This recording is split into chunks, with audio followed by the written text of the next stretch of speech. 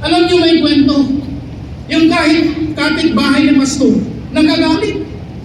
Kadalauna, ti parbango nagkararaga po, i-provide mo ka ti masapol po. Kada parbangon dalauna, maringguran ti karuba na. Imagine, hanggang na mga kinayay, makauwad ka ni pastor ka na yun na ngaibagbaga pastor, hanggang kasta. Amoyot at nabulimat ni pastor kung na nagkakwa. Hindi ko man lang daw dawatan na. Oh, dapat nag-grocery. Inliwas na yung gabi na dagiti ka mas masitasan niya sa ako di kapilya. Inagdalos ni pastor, nakita na. Napa, alas 12, di parbangon. Nagkararag, nagkanta, ang praise and worship, ito yaman na. That the Lord provided His needs. Nga niya po niya sinumban na natinararag na. Tinagsumbad ko din yan, kabusol na. So ano kaya kung magdal natin kabusol mo, ikam. Ayan.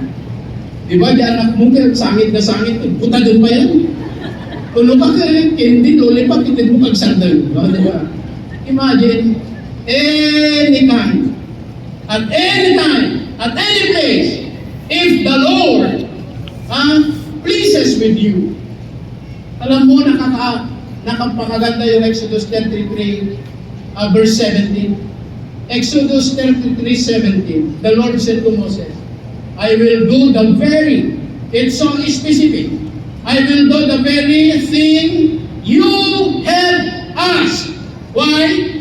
Because I am pleased with you and I know you by name.